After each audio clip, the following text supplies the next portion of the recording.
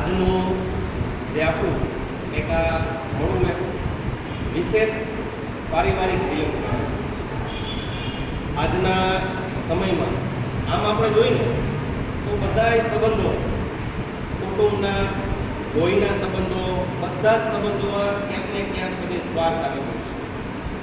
ત્યારે નિસ્વાર્થ અને નિર્વ્યાસ પ્રેમના ખેંચાણથી જે આ રીતના આજે આપણે મળ્યા છે તો એનો એક આનંદ હોય.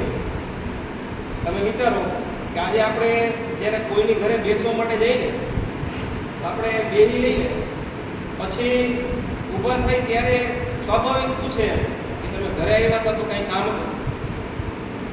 માણસ એ સ્વીકારવા ત્યાં નથી કે ખાલી એમને મળવા માટે આવ્યા છે કે કોઈ સ્વાર્થ વગર બેસવા માટે આવ્યા છે.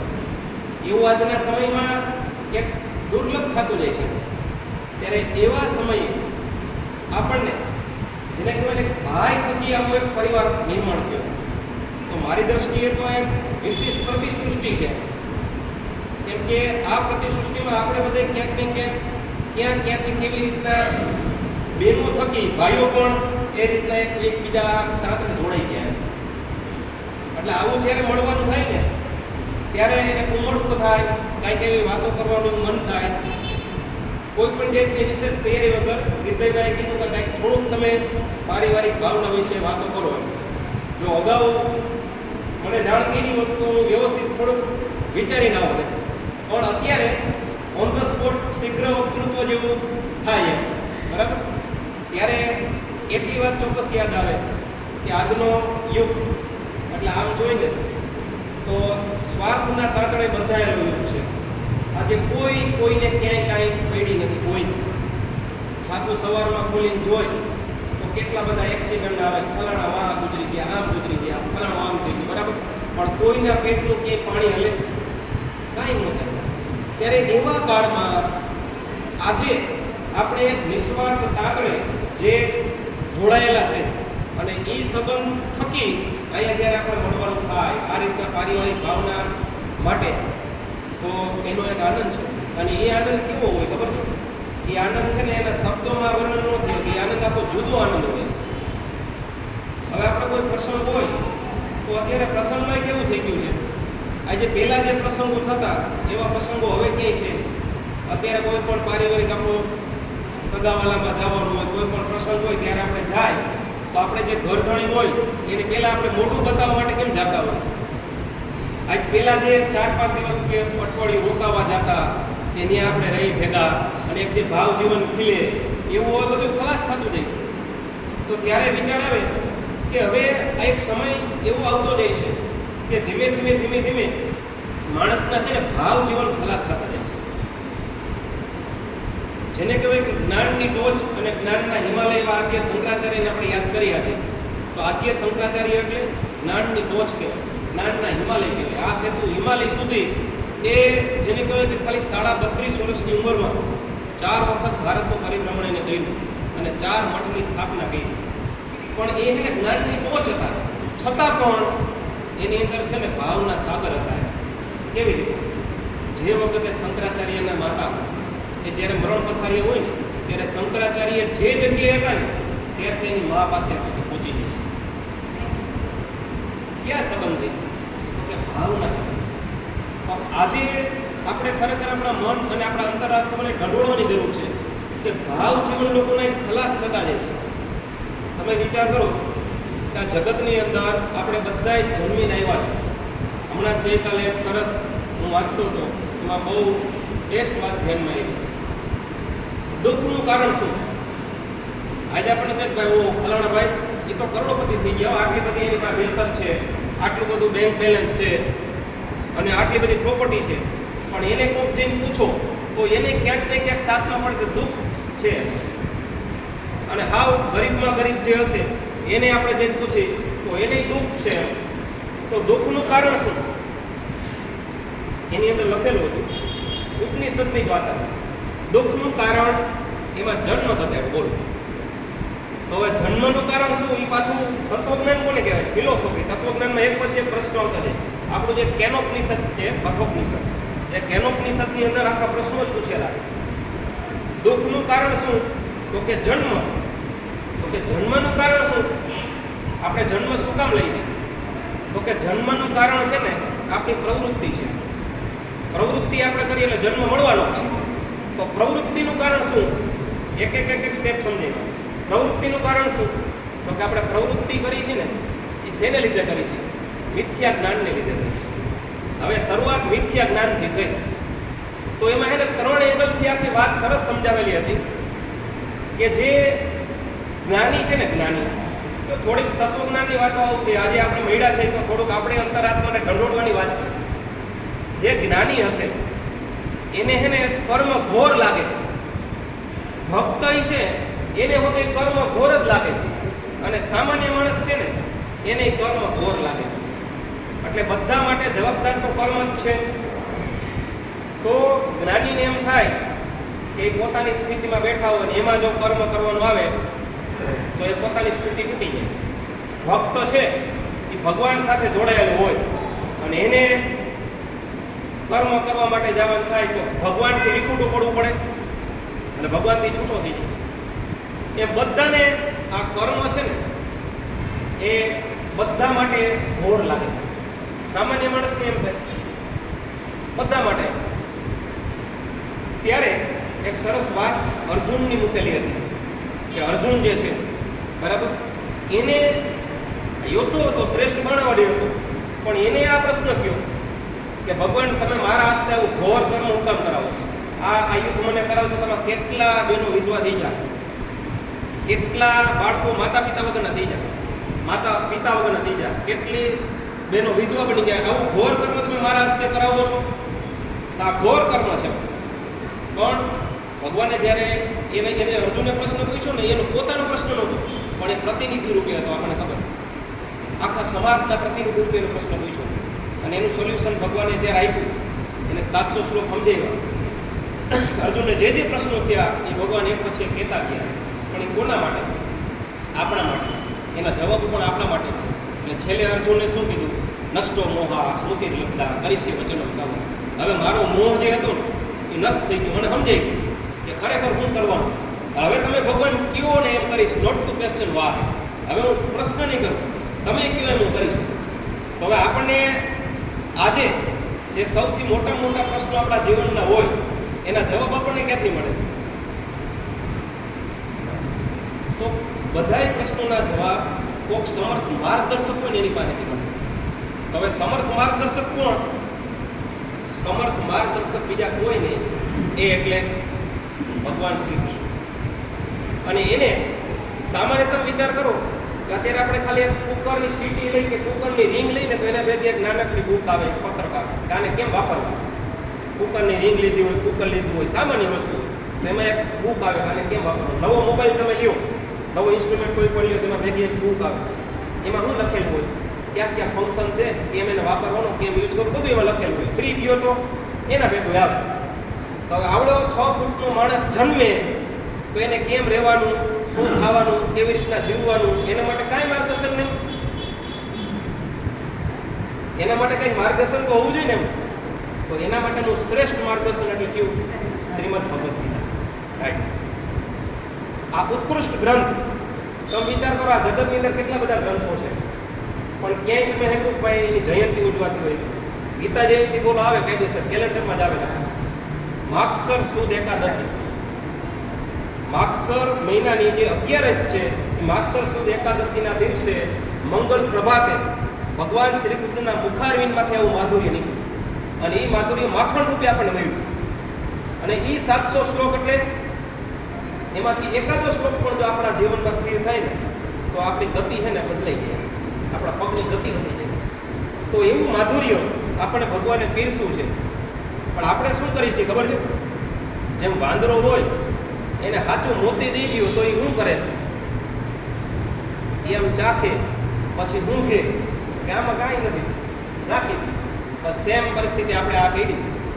શ્રીમદ ભગવદ્ ગીતા આપણી ઘરે છે, આપણે કંકુ ચોખાનો ચાંદલો હોતે કરી, પૂજા હોતે કરી, ખોલીને આપણે કંઈક જોયું કે ભગવાન હકીકતમાં શું કહે છે, આપણને હું રસ્તો બતાવે એ આપણે જોતા નથી. પ્રત્યેક પ્રશ્નનો જવાબ ભગવાન એમાં આપેલો છે. તમે વિચાર કરો મહાન ક્રાંતિવીરની આજે તમને એક વાત કરું.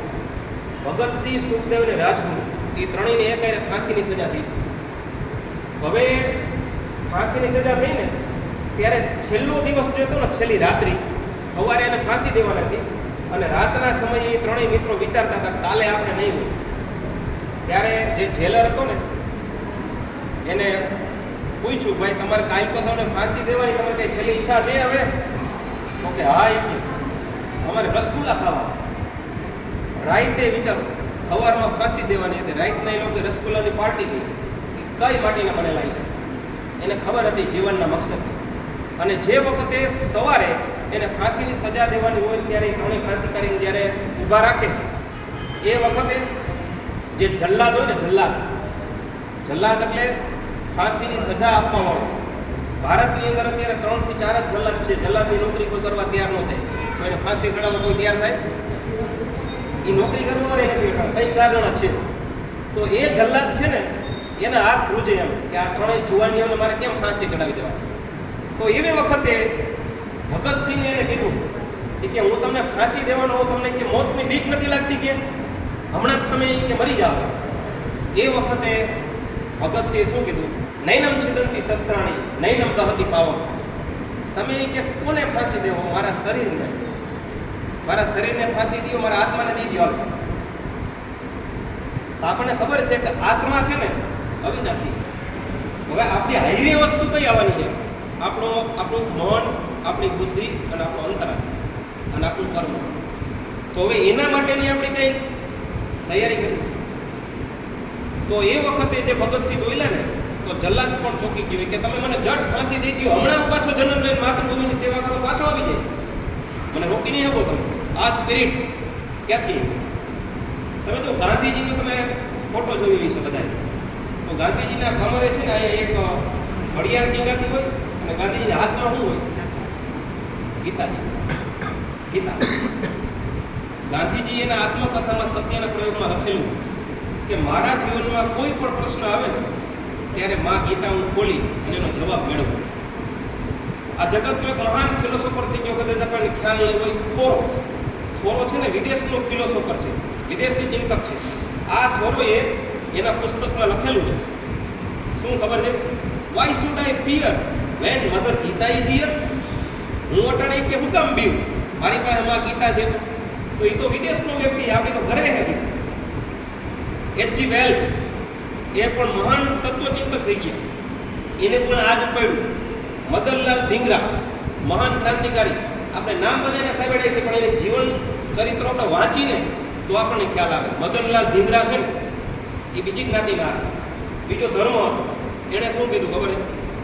મારું મૃત્યુ થાય ને એટલે હિન્દુ ધર્મ પ્રમાણે એની વિધિ કરજો અને અગ્નિ સંસ્કાર આપજો અને મારા મૃત્યુ પછી શ્રીમદ ભગવદ્ ગીતાના 700 શ્લોકનું પારાયણ કરાવજો. હવે તમે કલ્પના કરો, એ શ્લોકનું ખાલી પારાયણ કરવાનું એને કીધું તો એ કેટલું સમજાય છે. આજે આપણે બધાએ આપણા અંતરાત્માને ઢંઢોળવાની જરૂર છે કે આપણે જે આપણા પારિવારિક સંબંધો છે એમાં શું ખોટું છે? એક જ વસ્તુ ખોટી છે, શું? ભાવ. ગિરધરભાઈ સાથે આપણે જે બધા જોડાયેલા છે ને, જે તત્વો ખોટું છે ને એનાથી જોડાયેલા ભાવથી આપણે જોડાયેલા છે અને એટલે જ આ સંબંધ ટકે. વિચાર કરો, આટલા બધા બહેનો, આટલા બધા ભાઈઓ, ક્યાં તાતનું ક્યું ખેંચી આવે. તો એક 2002 ની અંદર હું એક મોટા ફંક્શનમાં ગયો હતો. ફંક્શન હતું અમદાવાદ અને મહેસાણા વચ્ચે એક ડિવાઇન ચાઇલ્ડહુડ સ્કૂલ છે, જે આપણા ગુજરાતના ખ્યાતનામ લેખક છે ગુણવંત શાહ. 3 દિવસ અમે એને હારી રહ્યા અને એનો જે ટોપિક હતો ને યાદ હતો, સબસે ઊંચી પ્રેમ સગાઈ. અંદાજથી મોટી સગાઈ કઈ? પ્રેમ સગાઈ. તમે વિચાર કરો, આજે જે સહોદર હોય ને, લોહીના સંબંધ જેની સાથે છે, ભાઈ છે કે બહેન છે, એમાંય પણ સ્વાર્થ આવી ગયો છે. ભાઈના સંબંધો કેવા થઈ ગયા? છાપામાં આવે ફલાણા ભાઈએ જમીનના ભાગમાં ભાઈનું ખૂન કરી. હવે એની પાસે એની શેની જરૂર છે? એને રામાયણની જરૂર છે કે ભાઈ આખા 3 રાજ્યો દઈ દીધા. એ કઈ રાજ્ય એટલે કઈ 5 વર્ષની પ્રધાનમંત્રીની સીટ નહોતી. એ રાજ્ય એટલે ચક્રવર્તી આખું રાજ્ય. ઈ એમને દઈ દીધું, કિષ્કિંધાનું રાજ દઈ દીધું, અયોધ્યાનું દઈ દીધું, બધું દઈ દીધું લ્યો. એના પેટનું પાણી નહીં હોય અને હું 2 સણા અમારા ભાઈને ન દઈ શકું, શેઠા પાસે વાંધો. આ શેને લીધે આ થાય છે ત્યારે આજે વિચારવાની જરૂર છે. ભાવ ખોટો છે. આ કોઈ પારકો નથી, તો મારો સગો ભાઈ છે. ત્યારે એવા સમયે આપણે આવા નિસ્વાર્થ સંબંધે જોડાય છે, એક વિશેષ વાત નથી લાગતી તમને આજના સમય? આજે પારિવારિક સંબંધોમાં બધી જગ્યાએ ભાવ ખલાસ થયો છે, બધી જગ્યાએ. ત્યારે આજના કાળમાં ખરેખર ભાવ જીવન ખીલવાની જરૂર છે. એક છેલ્લી વાત કરું, કેમ કે આ બધી તત્વજ્ઞાનની વાતો હોય ને એટલે પછી આપણે અમુક પછી ઉપરથી જવાનું. છેલ્લી વાત એ વાત એવી છે કે આપણને કઠોરો માર્યો છે, એ પણ ઉપનિષદની વાત છે. શ્લોક સાથે તમને કહું, ધનાની ભૂમો પશુ ગોષ્ઠ ભાર્ય ગૃહ દ્વારે જન સ્મશાને દેહશ્ચિતાય કર્માનુબંધની ઓ જીવ એકમ. ધનાની ભૂમો, ધનાની એટલે પૈસા. હવે આપણે બધાએ, હું તમે બધાએ આપણે રાત દિવસ જે પ્રવૃત્તિ કરી એ શેના માટે કરી? પૈસા કમાવા માટે, પૈસા ભેગા કરવા માટે, રાત દિવસ રાત દિવસ રાત દિવસ. પણ હું તમને કહું, ગમે એવો ઉદ્યોગપતિ હશે કે કરોડપતિ વ્યક્તિ હશે, એના પૈસા એ જ્યારે મૃત્યુ પામશે ત્યારે ક્યાં આવી છે? બેંકમાં. ધનાની ભૂમો, ધન એટલે પૈસા, પૈસા તો બેંકમાં પડ્યા રહે, ઘરે કબાટમાં પડ્યા રહે. સિકંદર ગ્રેટ કહેવાય એમ. શેના માટે? કોણી દુનિયાને જીતી લીધી. તો એનું મૃત્યુ થયું તો એને જે છેલ્લે એના હકીમો સેવા કરતા હતા ને એને શું કીધું હકીમોને? કે મારો જનાજો તમે કાઢો ને તો મારા બે હાથ ખુલ્લા રાખજો, જગતને બતાવજો કે મેં કોણી દુનિયા જીતવા મારી જિંદગી આખી કાઢી નાખી અને હું તો ખાલી હાથે જાઉં છું. એટલે જો 2 વસ્ત્રો એવા છે, એ 2 વસ્ત્રો છે ને એમાં ખીસું જ ન હોય. એક આપણે જ્યારે જન્મી ત્યારે આપણે જબલું પહેરાવે એમાં ખીસું ન હોય, અને એક જ્યારે આપણે મરી ત્યારે આપણને કફન પહેરાવે એમાંય ખીસું ન હોય. અને માણસ આખી જિંદગી ખિસ્સા ભરવાનું કરે, આખી જિંદગી ખિસ્સા જ થઈ ગયા કે ભરાતા જ નથી, બોલો. અને ખાલી ખિસ્સે જવાનું હોય. હે ફિલ્મ ઇન્ડસ્ટ્રીમાં એક સરસ 2000 કે એમ એક સાલમાં એક મૂવી આવ્યું હતું, એમાં ગીત આવ્યું હતું, ખાલી હાથ આએ હે હમ ખાલી હાથ જાએંગે. તો ખાલી હાથ આવ્યા છે, ખાલી હાથ જવાનું છે, છતાં પણ માણસ પાપાચાર કરે છે. ધનાની ભૂમો. આગળની વાત આવી પશ્વસ ગોષ્ઠે. પશ્વસ એટલે ઢોર. પહેલાના વખતમાં જેની પાસે જાજા ઢોર હોય એ સાવકાર ગણાતા, ઢોર વધારે હોય એ સમૃદ્ધ ગણાતા. અત્યારે જેની પાસે જાજા ઢોર હોય બહુ, એની પાસે 150 ભેંસું, અમે 15 તો પડેલા, તો એને કેવું ગણાય કે હું એટલા બધા ઢોર, બહુ સાવકાર ગણાય. પણ માણસ વયો જાય, હાલ ગુજરી ગયો માણસ. તો ઢોર ક્યાં રહે? પશ્વસ ગોષ્ઠે. ગોષ્ઠે એટલે ગમે ઢોર, બધા ગમે એ બાંધાય છે. ક્યાંય તમે એમ ફલાણો ભાઈ ગુજરી ગયો 150 ડોબા હતા પાસે એને ભેગા બારી નહીં થાય, એ ભાઈ ભેગા મોકલી ક્યાંય હેબરું ઢોર બધાય અહીંયા જ રહે. ભાર્યા ગૃહ દ્વારે. ભાર્યા એટલે પત્ની. હવે વિચાર કરો, સંબંધની વાત થઈ તો આપણે જન્મ લઈને આવીને એટલે ભગવાન તરફથી આપણે ઘણા બધા સંબંધ મળે. પહેલો સંબંધ કેવો મળે? જેના થકી આપણે આ જગતમાં આવ્યા. એટલે તો આપણા જે કાંઈ ગુણ છે ને, ગુણમાં પહેલો ગુણ માતૃદેવ ભાવ આવે.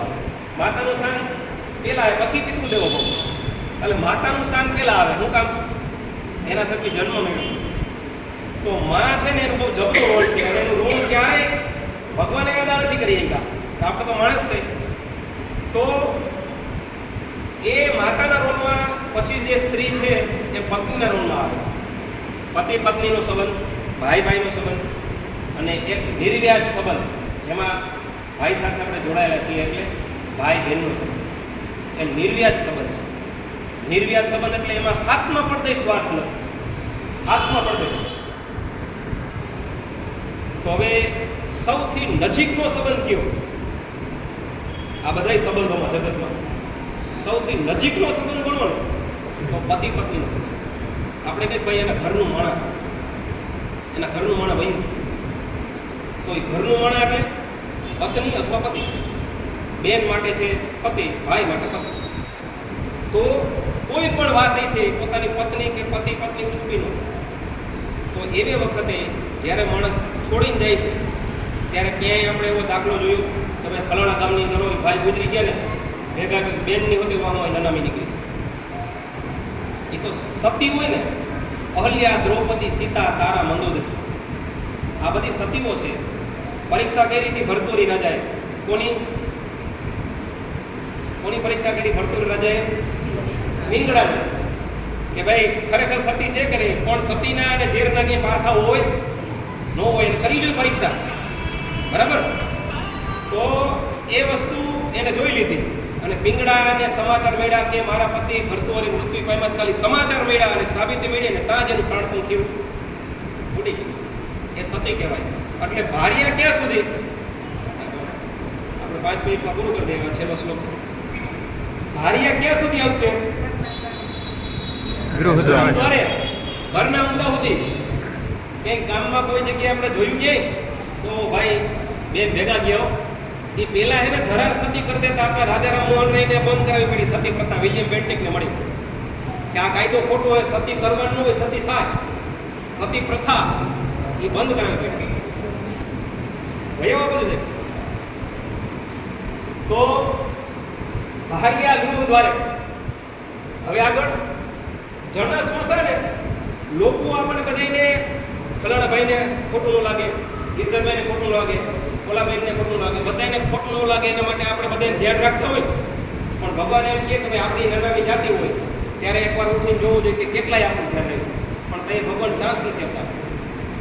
બધાને કોઈને ખોટું ન લાગે એવું બોલો જીવન આપણે જીવી, આપણી આત્માને મારીને જીવી કે ભાઈ એમ ન કરે ખોટું લાગશે. હવે બધાને ખોટું ન લાગે તો મારા ભગવાનની અંદર ખોટું લાગે એનું, તો એ આત્માને મારી નાખી બોલો બીજાના માટે થઈ. પણ એ લોકો ક્યાં સુધી, જેના માટે બધું કર્યું ક્યાં સુધી? જન સ્મશાન. સ્મશાને તમને મૂકવા આવશે ત્યાંથી ભાર્યા ગૃહ દ્વારે જન સ્મશાને. એનાથી આગળ કીધું દેહસ ચિતાયા. હવે આ દેહની વાત છે તો શરીર માધ્યમ ખલુ ધર્મ સાધનમ, આવું શાસ્ત્રમાં લખ્યું છે. આપણી પાસે આ જે મોબાઈલ છે એ મોબાઈલ શું છે? ઇન્સ્ટ્રુમેન્ટ, સાધન છે ને, જેના થકી આપણે કોન્ટેક્ટ કરી શકીએ, વિડીયો ઉતારી શકીએ, વિડીયો કોલ કરી શકીએ, કાંઈક મોકલવું હોય તો આપણે કંઈક મોકલી શકીએ. તો એ આપણું એક સાધન છે, બરાબર. આયા વયો વડીલો તમે શું આદરણીય છો બધાય, આવો વયો.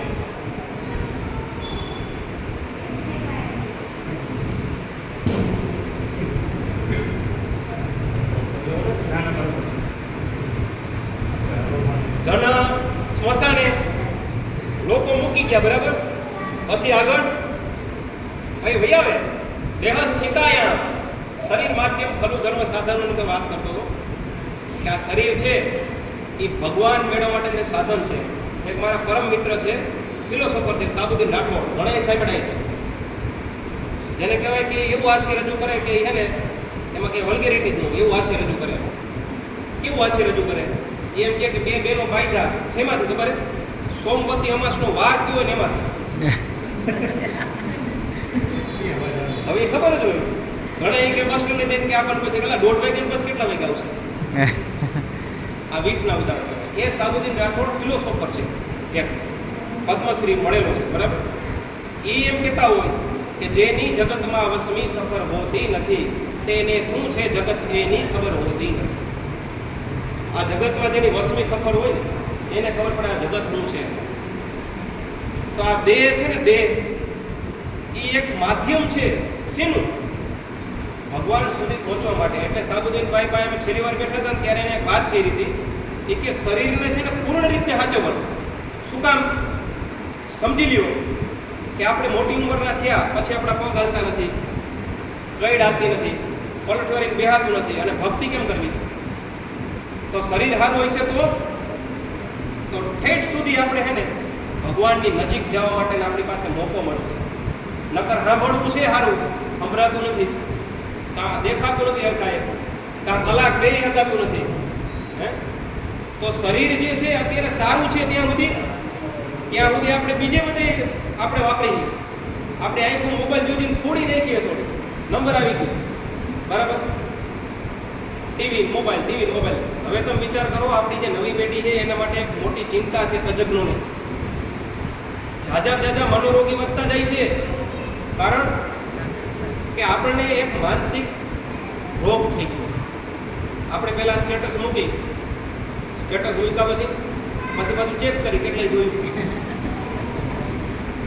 અને એમાં અમુક અંગત હોય ન જોવે તો પછી એનો પ્રશ્ન કે સ્ટેટસ જોતા. આ એક માનસિક રોગ થઈ ગયો. તો શરીર આપણું જે છે ને એને સાચવવાનું છે. શેના માટે? ભગવાન સુધી પહોંચવા માટે. તો આ દેહ પણ ક્યાં સુધીનો સાથ મળશે? દેહ માટે આજે માણસો જાગૃત છે, પણ દેહનો સાથ ક્યાં લગન? દેહસ ચિતાયામ, ચિતાસુ. પણ એક વસ્તુ જે છે ને મારે તમારે એ વસ્તુ ભેગી આવવાની, કર્માનુબંધની ઓ જીવે કહો. કર્મોના જે બંધન છે ને એ માણસને સાથે આવવાના છે. તો એના માટે આપણે એને ભાથું બાંધી લેવું જોઈએ. અને અત્યારે જે કાંઈ આપણે છે ગિરધરભાઈને જોડાણા ને એ ક્યાં નાતે કાંઈક ને કાંઈક એવા ઋણના બંધન હશે. હવે મારે ને ગિરધરભાઈને તો હાથમાં પડદે કંઈ સંબંધ નથી. અમે કોના થકી કોન્ટેક્ટમાં આવ્યા જાણો છો તમે? આજે તમને કહું, ગુજરાતના ખ્યાતનામ લેખક છે મોતીભાઈ પટેલ. હવે તો એ દેવ થઈ ગયા, પણ મોતીભાઈ પટેલ એટલે મારા ગુરુ કહી શકાય. એની પાસે હું બહુ શીખો. હું કોલેજ કરતો તેદુનો એને ફોલો કરું, અને એની ઘરે જ્યારે હું જાઉં ત્યારે એક વખત મને એને ફોન કરીને કીધું કે તમારી બાજુમાં કોલીથોડ ગામે એક કે ભાઈ છે. હું ઓળખતો નતો ગિરધરભાઈ. મને ફોન આવ્યો ત્યાંથી કે મને કે સલીમ તું એને જઈને મળ. એટલે મેં કીધું એના નંબર કે કઈ છે?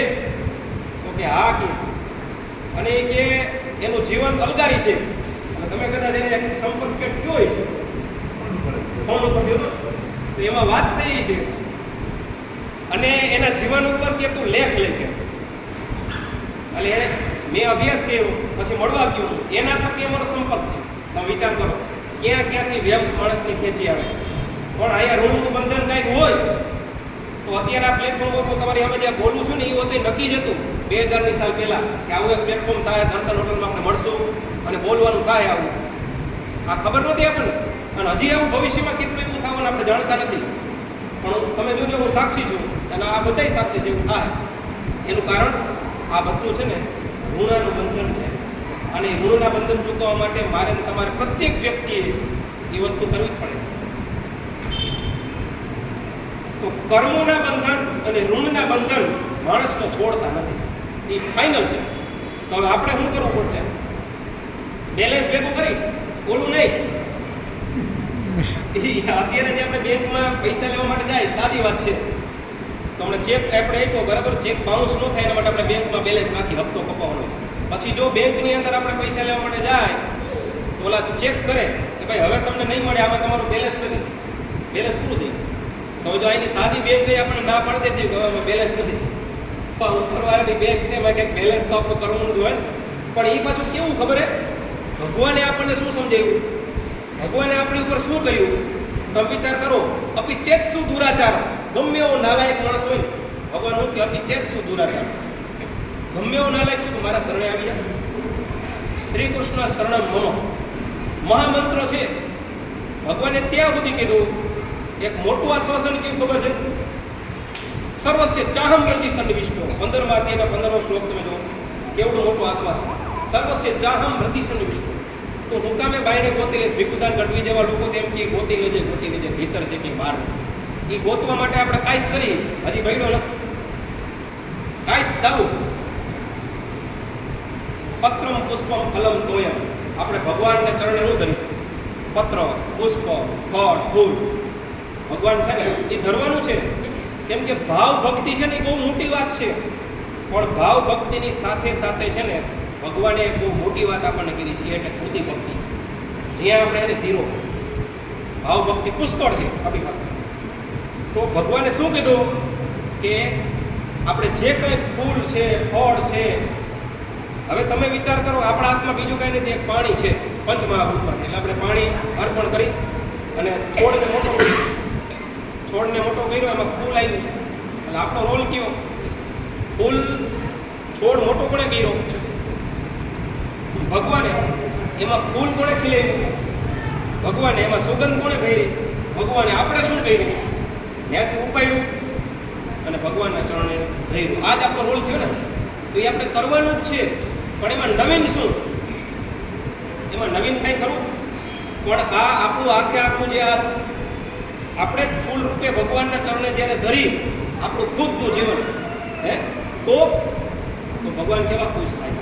એટલે પત્રમ પુષ્પમ ફલમ ત્વયમ, ભગવાનને આપણે કહેવાનું છે, આપણા પશ્ચાતાપનો કાગળ ભગવાનને લખવાનો છે પત્ર, કે ભગવાન તે મને જેમ શંકરાચાર્ય કહે ને જંતુ નામ નરજન્મ દુર્લભમ, માણસનો અવતાર મળો દુર્લભ છે, આવો મને મનતો આપ્યો અને મેં શું કહ્યું મારું જીવન આમ ને આમ હાયલું જ એક એક દિવસ કપાતો જઈશ.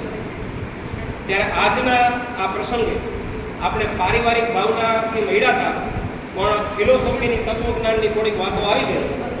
એટલે જે કાંઈ આપણા મનમાં જે કાંઈ હોય છે બરાબર મને એ મેં રજૂ કર્યું બરાબર. બાકી તો આ તાતણે આપણે બંધાળેલા છે. આવનારા સમયમાં ફરી પાછો હવે ક્યાંક મળવાનું થાય ત્યારે ભગવાન જે ઉજાડશે એ આપણે વિચારો વાગોળશું બરાબર. સાહેબને પણ થોડીક વાત કરું કે કાંઈક 2-5 મિનિટ આપણે કાંઈક એવું પીરશે. તમારો પરિચય આપો. મારો પરિચય આપો. મારું ગામ તો છે ને સાજડિયારી ગામ છે, જામકરણા તાલુકાનું સાજડિયારી ગામ. લીલી સાજડિયારી. હા, કનોડા તાલુકાનું. કનોડા તાલુકામાં એક જ સાજડિયારી છે. અમારા મિસિસ છે, મારું નામ છે સલીમભાઈ, અમારા મિસિસ છે સલમાબેન. એટલે અમે એ કાલાવડની બાજુમાં ખંડેરા ગામના છે, કાલાવડ તાલુકાના. અને ભાઈ જ્યાંથી થયા ત્યારથી નાતો જોડાણું. અમે મળવા માટે હું જાતો, પછી એને ભાઈ નથી એકદમ 5 બહેનો છે. તો એને મનમાં એવી ઉમંગ થયું એમ કે હું ગિરધરભાઈને રાખડી બાંધું હતો. એટલે મેં વાત કરી કે મારા ઘરના છે એ તમને ભાઈ નથી, ખબુભાઈ એકી નથી, તો તમને રાખડી બાંધવા માગે છે. તો એ અમે રાખડી પહેલી વખત બાંધવા ગયા અને એ અંદરથી ભાવ અને મારા ભાઈ. તો એ સંબંધથી પછી અમે જોડાણા. અને આમ વ્યવસાય તો શિક્ષક છો, એટલે શિક્ષક હોય એટલે એમાં શું છે કે લક્ષ્મી અને સરસ્વતી છે એ તો જીભ ઉપર આવી જ જાય. એનું કારણ છે કે શિક્ષકનો કર્મ અને ધર્મ કેવો હોય, જે બાળકોનું ભણતર કરવાનો મોકો અમને ભગવાને આપ્યો છે ને એમાં નિમિત્ત બનાવ્યા છે. એટલે અમે અમારી જાતને ધન્ય બનાવવાની, કેમ કે પવિત્ર વ્યવસાય જોડાયેલા. અમારે કામ કોની એને કરવાનું? ચૈતન્ય. કોઈ પણ કારીગર હોય ને જળ એને કામ કરતો જળ જેવું થયું, અમે ચૈતન્ય એને કામ કરીએ. અને મારા ઘરના પણ એ શિક્ષક છે ને એ તો નાના બાળકોની અંદર ભાવ ખીલવાનું જબરું કામ કરે. કેજીવાળા બાળકો, નાના બાળકો, પહેલાવાળા કેજીવાળા, એમાં 10-12 વર્ષથી પોતે કામ કરે. પણ એ બાળકોને ભણાવે કેમ ખબર છે? એ નાનપણથી એને પ્રકૃતિ માટે ભગવાન ઉપર પ્રેમ ઊભો થાય.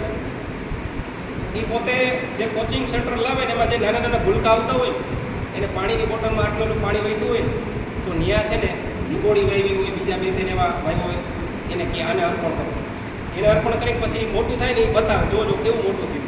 પાણીનો વ્યય ન કરવો. બાળકોની અંદર અત્યારે છે ને છૂત અછૂત અને ભેદ એના માતા પિતા જ નાખી દે.